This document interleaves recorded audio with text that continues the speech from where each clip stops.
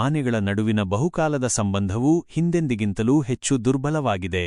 ಸ್ಥಳೀಯ ಸಮುದಾಯಗಳು ಬೆಳೆಯುತ್ತಾ ಕೃಷಿಭೂಮಿಯನ್ನು ವಿಸ್ತರಿಸುತ್ತಿರುವುದರಿಂದ ಆನೆಗಳ ನೈಸರ್ಗಿಕ ಆವಾಸಸ್ಥಾನಕ್ಕೆ ಅಪಾಯ ಎದುರಾಗಿದೆ. ಇದು ಸ್ಥಳೀಯರೊಂದಿಗೆ ಜಾಗ ಮತ್ತು ಆಹಾರಕ್ಕಾಗಿ ಸ್ಪರ್ಧಿಸುವಂತೆ ಅವುಗಳನ್ನು ಒತ್ತಾಯಿಸುತ್ತಿದೆ. ಇದರ ಪರಿಣಾಮವಾಗಿ ಮಾರಣಾಂತಿಕ ಘರ್ಷಣೆಗಳು ಹೆಚ್ಚಾಗುತ್ತಿವೆ ಮತ್ತು ಎರಡೂ ಕಡೆ ಜೀವಹಾನಿ ಸಂಭವಿಸುತ್ತಿದೆ. ಆದರೆ ಚಿಂತಕನಂತಹ ಅರಣ್ಯ ರಕ್ಷಕರು ಅದನ್ನು ಬದಲಾಯಿಸಲು ಶ್ರಮಿಸುತ್ತಿದ್ದಾರೆ, ಸಮುದಾಯಗಳಿಗೆ ಮಾರ್ಗದರ್ಶನ ನೀಡುತ್ತಿದ್ದಾರೆ, ವನ್ಯಜೀವಿಗಳನ್ನು ರಕ್ಷಿಸುತ್ತಿದ್ದಾರೆ ಮತ್ತು ಈ ಭವ್ಯ ಆನೆಗಳ ವೈಜ್ಞಾನಿಕ ತಿಳುವಳಿಕೆಗೆ ಕೊಡುಗೆ ನೀಡುತ್ತಿದ್ದಾರೆ.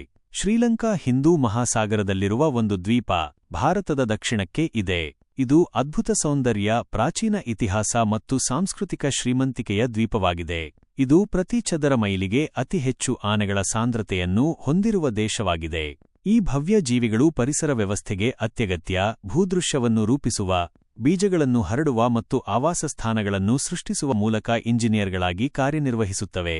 ಅವುಗಳಿಲ್ಲದೆ ಪರಿಸರದ ಸೂಕ್ಷ್ಮ ಸಮತೋಲನವು ಅಸ್ತವ್ಯಸ್ತವಾಗುತ್ತದೆ. ಆದರೆ ಶಾಂತಿಯುತ ಸಹಬಾಳ್ವೆಯ ಹಲವಾರು ತಲೆಮಾರುಗಳ ನಂತರ ಮಾನವರು ಮತ್ತು ಆನೆಗಳು ಅಸ್ತಿತ್ವಕ್ಕಾಗಿ ತೀವ್ರವಾದ ದೈನಂದಿನ ಹೋರಾಟದಲ್ಲಿ ತೊಡಗಿವೆ.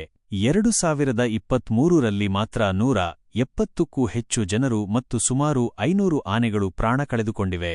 ಆವಾಸಸ್ಥಾನ ನಷ್ಟ, ಅರಣ್ಯನಾಶ ಮತ್ತು ಕೃಷಿ ವಿಸ್ತರಣೆ ಈ ಸಂಘರ್ಷಕ್ಕೆ ಕಾರಣವಾಗಿವೆ. ಮತ್ತು ಮಾನವರು ಆನೆಗಳ ಆವಾಸಸ್ಥಾನಗಳಿಗೆ ಅತಿಕ್ರಮಿಸುವುದನ್ನು ಮುಂದುವರಿಸಿದಂತೆ ಈ ಅಳಿವಿನಂಚಿನಲ್ಲಿರುವ ಪ್ರಭೇದಗಳು ಬದುಕಲು ಆಳವಾದ ಹೋರಾಟಕ್ಕೆ ಸೆಳೆಯಲ್ಪಡುತ್ತಿವೆ. ಮಧು ಗ್ರಾಮದಲ್ಲಿ ಮಾನವರು ಮತ್ತು ಆನೆಗಳು ದಶಕಗಳಿಂದ ಅಕ್ಕಪಕ್ಕದಲ್ಲಿ ವಾಸಿಸುತ್ತಿವೆ.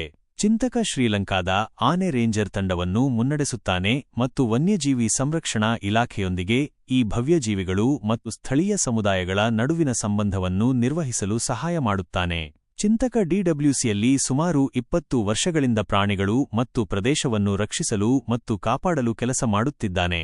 ಚಿಂತಕ ಮತ್ತು ಅವರ ರೇಂಜರ್ ತಂಡವು ಗಸ್ತು ತಿರುಗಲು ಹೊರಟಿದೆ, ಇತ್ತೀಚೆಗೆ ಗುರುತಿಸಿದ ಆನೆಗಳಲ್ಲಿ ಒಂದಕ್ಕೆ GPS ಕಾಲರ್ ಅಳವಡಿಸುವ ಆಶಯದೊಂದಿಗೆ. ಕಾಲರ್ನಿಂದ ಪ್ರಸಾರವಾಗುವ ಡೇಟಾವು ಸಂಘರ್ಷಗಳು ಯಾವಾಗ ಮತ್ತು ಎಲ್ಲಿ ಸಂಭವಿಸುತ್ತವೆ ಎಂಬುದನ್ನು ಕಂಡುಹಿಡಿಯಲು ನಿರ್ಣಾಯಕವಾಗಿದೆ. ಆದರೆ ಅದನ್ನು ಸಂಗ್ರಹಿಸುವುದು ಸಾಮಾನ್ಯವಾಗಿ ನೇರವಾಗಿ ಅಪಾಯಕ್ಕೆ ಸಿಲುಕುವುದನ್ನು ಅರ್ಥೈಸುತ್ತದೆ. ಚಿಂತಕ ಕಠಿಣ ರೀತಿಯಲ್ಲಿ ಕಲಿಯಬೇಕಾದ ಸಂಗತಿ.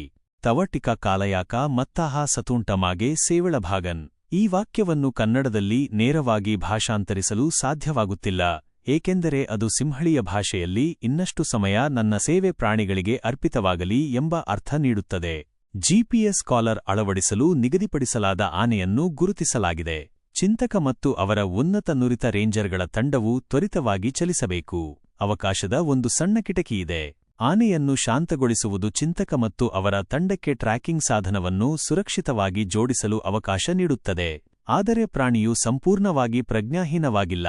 ಒಂದು ಹಠಾತ್ ಚಲನೆಯು ಅದನ್ನು ಬೆಚ್ಚಿಬೀಳಿಸಬಹುದು. ಮತ್ತು ಶ್ರೀಲಂಕಾದ ಆನೆಗಳು 2 ರಿಂದ 6 ಟನ್ ತೂಕವಿರುವುದರಿಂದ ತುಳಿಯುವ ಅಪಾಯವು ಬಹಳ ನೈಜ ಮತ್ತು ಅಪಾಯಕಾರಿ ಬೆದರಿಕೆಯಾಗಿದೆ. ವನ್ಯಜೀವಿ ಸಂರಕ್ಷಣಾ ಇಲಾಖೆಯು ಆನೆ ಕಾಲರ್ಗಳನ್ನು ಪ್ರಾಣಿಗಳಿಗೆ ಅಸ್ವಸ್ಥತೆಯನ್ನು ಕಡಿಮೆ ಮಾಡುವಂತೆ ನೋಡಿಕೊಳ್ಳಲು ವ್ಯಾಪಕ ಸಂಶೋಧನೆಯಲ್ಲಿ ತೊಡಗಿಸಿಕೊಂಡಿದೆ. ಚಿಂತಕನ ಕೆಲಸವು ಒಂದು ಜೀವನಾಡಿಯಾಗಿದೆ, ಪ್ರತಿದಿನ ಸಹಬಾಳ್ವೆಗಾಗಿ ಒಂದು ನಕ್ಷೆಯನ್ನು ನಿರ್ಮಿಸಲು ಸಹಾಯ ಮಾಡುತ್ತದೆ. ಆದರೆ ಆನೆಗಳ ಆವಾಸಸ್ಥಾನಗಳು ಕುಗ್ಗಿದಂತೆ ಮತ್ತು ಮಾನವರು ಮತ್ತಷ್ಟು ಅತಿಕ್ರಮಿಸಿದಂತೆ ಆನೆಗಳು ಮತ್ತು ಮಾನವರು ಇಬ್ಬರಿಗೂ ಮಾರಣಾಂತಿಕ ಎದುರಾಳಿಯ ಅಪಾಯವು ಹೆಚ್ಚುತ್ತಲೇ ಇರುತ್ತದೆ. ಮೊದಲನೆಯದಾಗಿ, ಆನೆಗಳ ಸಂಖ್ಯೆಗೆ ಹೋಲಿಸಿದರೆ ಶ್ರೀಲಂಕಾದಲ್ಲಿ ಅರಣ್ಯದ ಪ್ರಮಾಣವು ಬಹಳ ಕಡಿಮೆಯಾಗಿದೆ. ಆದ್ದರಿಂದ ಪ್ರಾಣಿಗಳು ಕಾಡನ್ನು ತಿನ್ನಲು, ಕಾಡನ್ನು ಬಳಸಲು, ಆಹಾರವನ್ನು ತಿನ್ನಲು, ಆಹಾರವನ್ನು ತಿನ್ನಲು, ಆಹಾರವನ್ನು ತಿನ್ನಲು, ಆಹಾರವನ್ನು ತಿನ್ನಲು, ಆಹಾರವನ್ನು ತಿನ್ನಲು, ಆಹಾರವನ್ನು ತಿನ್ನಲು ಸಾಧ್ಯವಾಗುವ ಸಮಯ. ಈ ಆನೆಗಳಿಗೆ ಈ ಸಂಘರ್ಷವು ಅವುಗಳನ್ನು ಅಳಿವಿನಂಚಿಗೆ ತಳ್ಳಬಹುದು. ಚಿಂತಕ ಮತ್ತು ಅವರ ತಂಡದ ಕೆಲಸವು ಹೆಚ್ಚು ಹೆಚ್ಚು ಮುಖ್ಯವಾಗುತ್ತಿದೆ. ಮಾನವ ಜನಸಂಖ್ಯೆ ವೇಗವಾಗಿ ಬೆಳೆಯುತ್ತಿದೆ, ಜನರು ಮತ್ತು ವನ್ಯಜೀವಿಗಳನ್ನು ಹಿಂದೆಂದಿಗಿಂತಲೂ ಹತ್ತಿರ ತಳ್ಳುತ್ತಿದೆ. ಚಿಂತಕನಂತಹ ರೇಂಜರ್ಗಳಿಲ್ಲದೆ ಈ ಬೆಳೆಯುತ್ತಿರುವ ಸಂಘರ್ಷವು ಹೆಚ್ಚಾಗಬಹುದು, ಜೀವಗಳನ್ನು ಮತ್ತು ಸಮುದಾಯಗಳನ್ನು ಮತ್ತು ಒಂದು ನಿರ್ಣಾಯಕ ಪ್ರಮುಖ ಪ್ರಭೇದದ ಬದುಕುಳಿಯುವಿಕೆಯನ್ನು ಬೆದರಿಸಬಹುದು.